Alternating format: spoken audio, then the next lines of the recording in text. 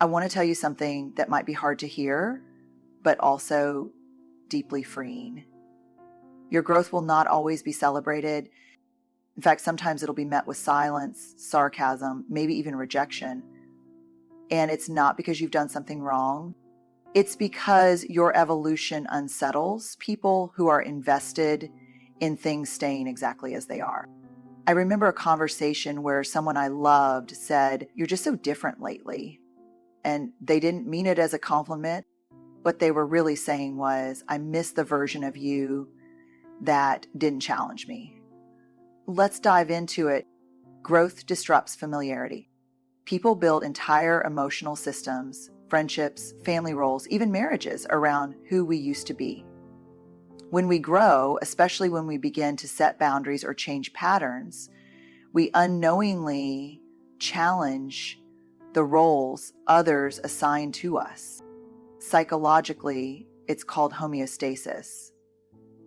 Systems resist change to stay balanced. So your transformation, it's not just personal, it sends ripple effects. And not everyone is ready to swim. And here's where it gets tricky. Many of those systems were never designed with your wholeness in mind. They were designed with survival, comfort, or status quo in mind, especially if you've spent years being the go-to, the peacekeeper, the caretaker, or even the quiet one who never made waves. I've seen this happen over and over, both in my research and in my own life. The moment someone starts to heal, to grow, to say, "That doesn't work for me anymore," there's often an immediate shift in how they're treated. Not always, but often. The people around them start to squirm, conversations change, eye contact drops, jokes come with an edge, and sometimes silence walks into the room wearing the clothes of punishment. Why? Because your evolution interrupts their emotional choreography. You are playing a part in someone else's comfort, whether you realized it or not. And when you stop playing that part, when you step off the stage and start writing your own script, it makes others question their roles, their patterns, and in some cases, their own avoidance. Now, here's something we don't talk about enough. This isn't just about haters or toxic people. We love that narrative because it's easy to dismiss and distance. But this kind of disruption, it can come from people who deeply love us. People who mean well, people who are good people. That's why it hurts so much, because love doesn't always come with the skills to navigate someone else's growth. Sometimes the people closest to you will say, "You've changed," and they'll say it like it's a bad thing. And that's when you have to pause, breathe, and remember, yes, I've changed, and I worked really hard for that. Growth is inconvenient for you and for others. But it is necessary. It requires you to stretch beyond what's familiar, and that stretch often pulls at the ties that bound you to who you used to be. It's like when you rearrange furniture in your living room. You know it'll feel better, more open, more functional, but for a few days you keep bumping into the coffee table because your brain is still walking through the old layout. People around you do the same. They keep trying to walk the old path, ask you for the same emotional labor, expect the same compliance, hope you'll be the same person they can lean on without considering your load. When you stop playing along, it makes them uncomfortable. And sometimes that discomfort turns into distance or disapproval, but that's not your cue to go back. That's your confirmation that you've moved forward. You're not abandoning them, you're reclaiming yourself. Rejection is often a reflection, not a judgment. When people push back on your growth, it often says more about where they're stuck than about where you're going. A study on self-concept threat from the Journal of Personality and Social Psychology showed that when someone close to us succeeds, we unconsciously compare, and it can trigger fear, inadequacy, or jealousy. That emotional reaction, it's rarely about you. It's about what your courage exposes in them. I can't tell you how many times I've sat across from someone in tears, not because they did anything wrong, but because they felt hurt by the way someone reacted to their progress. They started therapy. They stopped overfunctioning. They said no for the first time in years. And what they got back wasn't pride or support, it was distance, or worse, criticism disguised as concern. Don't get too full of yourself. This is just a phase, right? You used to be more humble. The thing is, when you grow, you shine a light, not a spotlight to show off, but a light that makes it harder for others to avoid seeing their own stuck places. That kind of light can feel blinding when someone's lived in emotional dimness for a long time. It's not that your progress is wrong, it's that it's unfamiliar. And when people feel threatened, especially emotionally, one of the most instinctive reactions is to judge, reject, or diminish what they don't understand. It's human. And it's heartbreaking. Because when you're stepping into the most honest version of yourself, you hope others will meet you there. You hope they'll say, I see you and I'm proud of you. But what you often get instead is discomfort. And if that person hasn't done their own work, they'll project that discomfort onto you. It's worth repeating, rejection is often a reflection of unhealed wounds, of dreams deferred, of boundaries never set, and sometimes of fears so old and quiet that the person doesn't even know they're running the show. This is where we need emotional clarity more than emotional closure. We don't need to justify our growth to people who haven't learned how to value it, and we don't need to absorb their reaction as truth. But here's a practice I use when I feel the sting of judgment from someone I care about. I pause and I ask myself, is this mine to carry? If the answer is no, I lay it down. Because if I don't, I'll start shrinking, not to be small, but to be accepted, and the price of that is too high. See, the people who truly love you, even if they're confused, even if they're stretching, they'll eventually come around if they're capable of it. Love makes room, but the ones who can't or won't, their rejection doesn't mean you're wrong. It often just means you've grown beyond the version of yourself they were comfortable with. And that's okay. Not everyone is meant to walk every part of your journey with you. Guilt is not a signal to shrink. We've been conditioned, especially women, to interpret guilt as a red flag. I feel guilty, so I must be doing something wrong.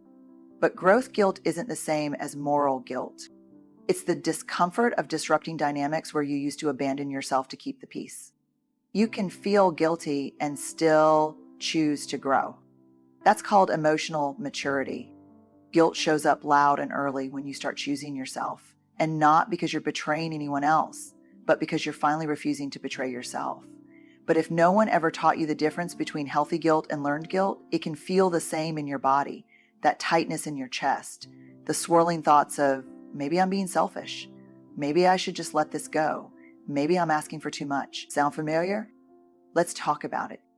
There's this moment when you begin saying no instead of defaulting to yes, when you step back from roles you were never supposed to carry, when you begin valuing your time, your energy, your peace, that the guilt creeps in, not because you're wrong, but because for so long you were rewarded for being small, agreeable, and available at all costs.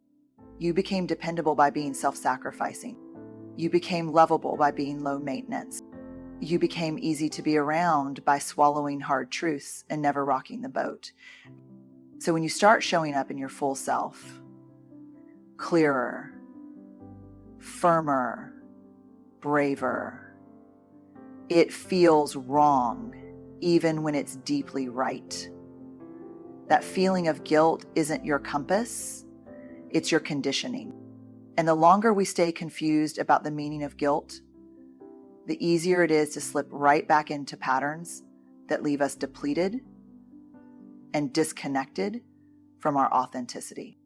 Research on self-conscious emotions like guilt and shame shows that guilt can be incredibly useful when it reflects a violation of our own values, like when we hurt someone or fall short of integrity. That kind of guilt invites us to repair, to grow, to reconnect. But growth guilt, that's different. Growth guilt is what happens when our evolution upsets someone else's expectations that we're likely benefiting from our silence or compliance. And here's the thing, emotional growth often means disrupting expectations that were never fair to begin with. I remember having a conversation with someone I deeply cared about after I had started setting clearer boundaries. And they said, I miss the old you. And I had to smile because what they missed wasn't me. They missed the version of me who never said no, who overfunctioned, who prioritized their comfort over my truth. And for a long time, that version of me felt easier. It kept the peace.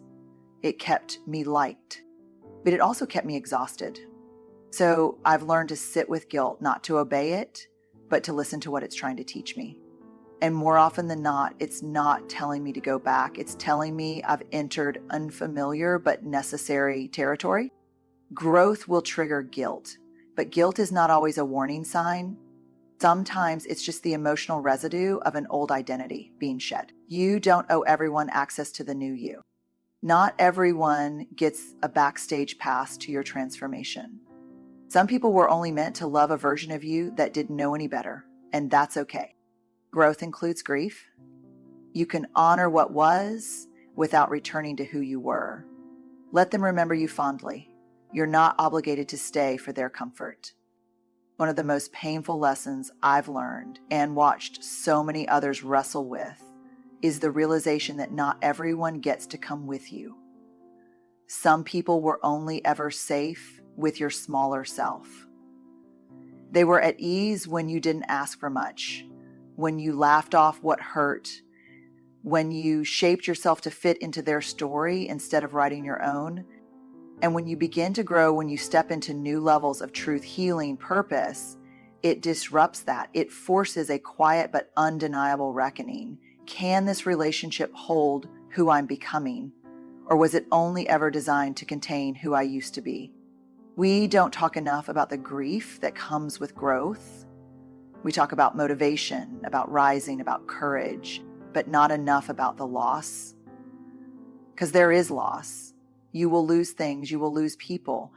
You will lose versions of yourself you once found comfort in. And that grief is real, even when it's right. I had friendships that couldn't survive the distance between my old self and my new boundaries. I've watched people I once adored slowly fade, not because of conflict, but because my evolution asked more of them than they were ready or willing to give. And for a long time, I tried to contort myself to keep them close. I'd downplay my wins, dull my light, speak in softer tones, second guess my truth, all to stay connected. But here's what I finally realized. Connection that costs you your growth isn't connection. It's a transaction. When you grow, not everyone will applaud. Some will feel threatened, some will feel abandoned, and some will rewrite the story to make you the villain because it's easier than facing their own discomfort. You can't control that. What you can do is decide who gets front row access to the new you. The you who's working hard to heal generational patterns. The you who no longer over-explains to be understood. The you who honors your limits, speaks your truth, and lets go when it's time. And here's something I wish someone had told me earlier. You can love someone and still protect your peace. You can honor what they meant to you without dragging their expectations into your next chapter. You don't have to defend your transformation to people who've made it clear they were only ever loyal to your limitation. Let them remember you kindly. Let them talk. Let them misunderstand. You're not required to shrink so others feel tall. Not everyone is meant to see this version of you. And that's not cruelty, that's clarity. Your peace will feel loud to those who thrive in chaos. Peace isn't always quiet. In fact, to people who are used to dysfunction, people who thrive in emotional chaos, your calm might sound like thunder because you're no longer reacting, chasing, fixing, or over-explaining. You're just steady. And for those who feed on drama or control, that calm feels like rejection. Let's pause here because this truth is both tender and heavy. For many people, chaos is comfort. not because they enjoy suffering, but because it's what they know. Chaos becomes a coping mechanism, a way to avoid stillness, which often brings up everything they've been trying not to feel. And when you stop participating in that emotional chaos, when you no longer match their energy, jump into their urgency, or lose your center, they may interpret your peace as coldness or distance. But you're not being cold, you're being well. And here's the paradox. Sometimes the healthier you become, the more foreign you feel to people who haven't done that work. When you begin healing, you stop dancing around triggers. You stop absorbing moods. You stop joining conversations rooted in scarcity or blame. You stop playing the role of emotional firefighter, rushing in to rescue people from their own consequences. That kind of presence, the kind that says, I'm not available for chaos anymore, can be deeply unsettling to those who are used to pulling you in with guilt, urgency, or volatility. Now, let's be clear. This isn't about self-righteousness or cutting everyone off. This is about recognizing that peace is a practice. And when you commit to practicing it, it will challenge your old dynamics and sometimes even the people in them. I remember a woman I spoke with during a workshop. She had grown up in a household where yelling was love, control was safety, and silence meant punishment. As an adult, she began doing the work, therapy, boundaries, nervous system regulation. And one day she told me, I walked into a room where my family was arguing, and for the first time, I didn't feel the need to fix it. I just stood there, calm, present, and they all looked at me like I was the problem. Her peace disrupted the pattern, and that made her feel alienated, even though she was finally aligned with herself. This is where the real work begins, not just learning how to stay regulated, but learning how to stay rooted in your peace, even when others misinterpret it. You will be tempted to prove that you're still there for them, to step back into old roles just to soothe someone else's discomfort. But peace isn't passive. It's a boundary, a choice, a sacred refusal to betray yourself again just to keep someone else emotionally comfortable. And when you choose peace, it doesn't mean you don't care. It means you care deeply about your well-being, your healing, your truth. And when that peace feels loud to others, you don't have to turn down the volume. You just keep choosing it again and again, even when it's misunderstood. Especially then, here's what I know for sure. Your growth is not the problem. Your voice, your boundaries, your peace, your clarity, they are not flaws. They are evidence that you've survived what tried to silence you, that you've chosen discomfort over resentment, that you're willing to lose approval before you lose yourself again. Will it offend some people? Yes. Will it disrupt relationships that were built on your silence or sacrifice? Probably. But the cost of staying small, of playing a role to keep others comfortable, is far greater than the discomfort of being misunderstood. You are not too much. You are not selfish. You are just finally becoming who you were meant to be before the world taught you to shrink. So give yourself permission to grow, even if it makes others uncomfortable. Not out of rebellion, not out of bitterness, but out of love, out of self-respect, out of the deep, unwavering belief that your wholeness matters. Because it does. You're not here to be digestible. You're here to be real. So let them talk. Let them wonder. Let them drift. You don't owe everyone access to the healed, rising, resilient version of you. You owe that to yourself. Good luck on your journey, not because you need it, but because the road to authenticity is wild, sacred, and worth every single step.